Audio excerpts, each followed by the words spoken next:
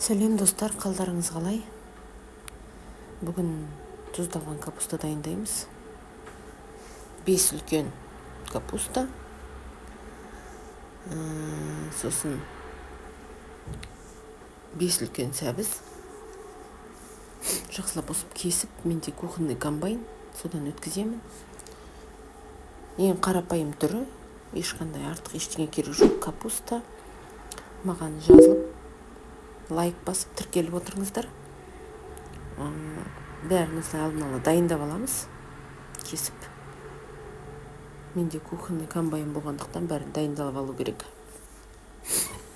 Әсіресе капустаны.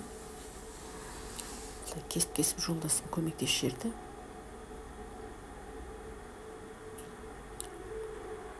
Міне осындай комбайнда. Ыңғайлы екен. Өзінің арнайы теркасы бар. Соны салып, тез-тез жарты сағаттың ішінде 5 үлкен капустаны өткізіп жердік. Дайындап. Екеңіздер міне. Өте ыңғайлы екен.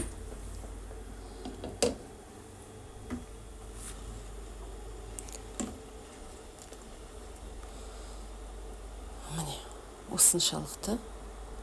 Осындай тегенеден үлкені бар, кішкентайы бар. Менде 5 тегене шықты. 5 капустадан.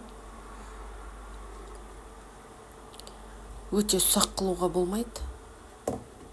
Өте үлкен қылуға болмайды. Орташа қылу керек капустаны. Міне мына жерде сәбіз тазалауға кірістік.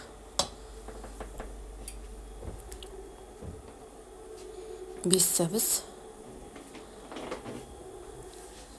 Жақсылап тазалап, жуып. Бұны да корейский морковтың теркасынан өткіземіз, жуандау.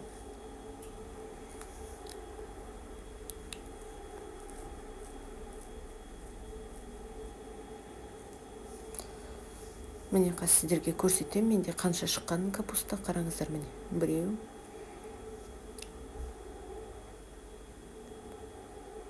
Міне, тағы да. Міне бір тегене, үлкен кастроль 10 литрлік. Мына жерде міне жолдасым морковты тазалай бастады. Ой, теркадан өткізе бастады. Осылай бәрін өткізіп аламыз. Мына жерде міне соңғысы.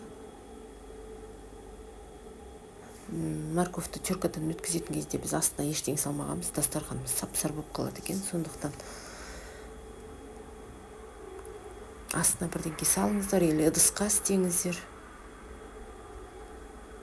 Ертең дастархандарыңыз сары болып қалмау үшін. Міне осылай өткіздік. Қазір енді ыдысымызға жинақтап сала бастаймыз.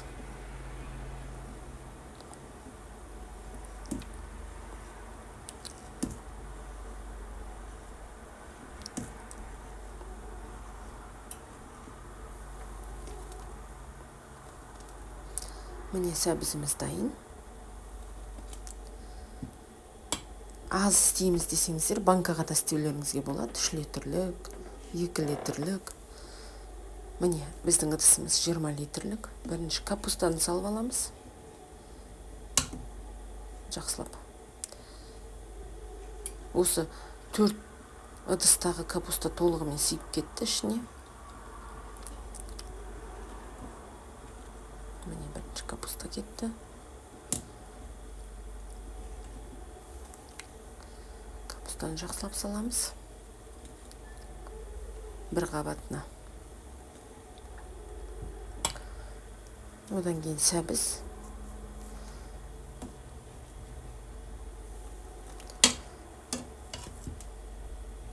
Үстіне тұз. Где-то 40 граммдай. Қайтадан капуста.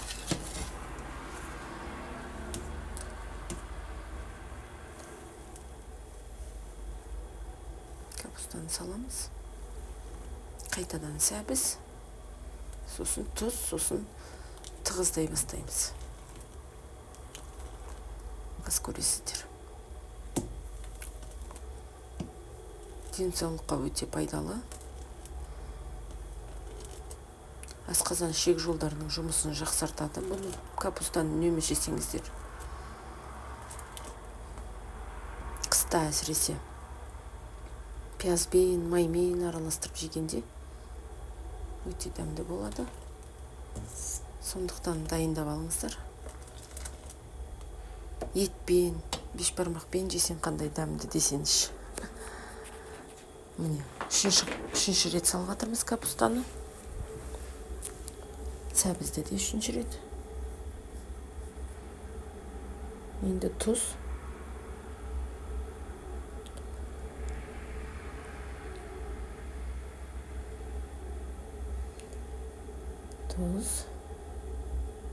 Тағы да капуста салдық.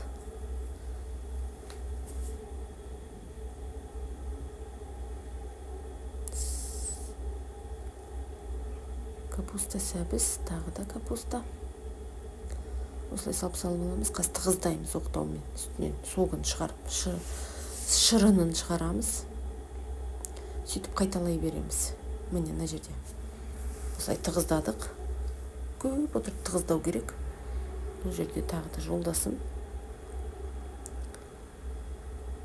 Осылай тығыздадық.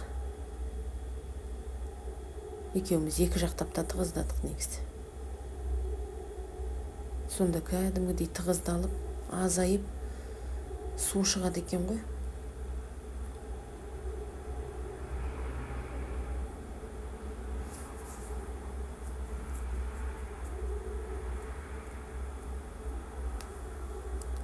Не дейміздер, осылай тығыздап отырасыздар біразға дейін. Міне азайды.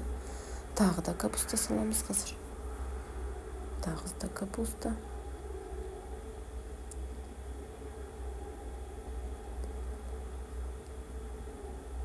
Тағы да солай салып алып, тағы да тығыздадық. Мына жерде міне көрдіңіздер ма, су шығып жатыр.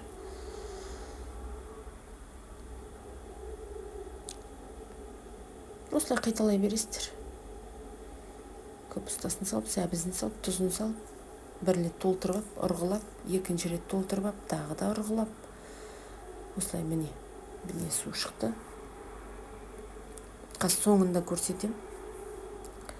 Су бетімен бет болу керек. Бетін тығыздап, салафан жауып, сосын бетін жауып, балконға шығарамыз. Қыста қалаған уақыттарыңызда алып жей бересіздер. Міне тағы да тығыздап жатырмыз біз. Бүкілі сыйып кетті ғой бағанағы тегештегі. Тегенедегі капустан бәрі осыған сыйып кетті тығыздағанның арқасында. Міне кеңіздер қараңыздар қандай сок.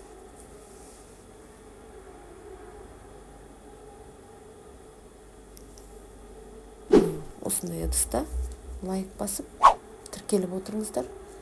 Осылай шықты. Енді бетін салафанмен, сосын қақпақ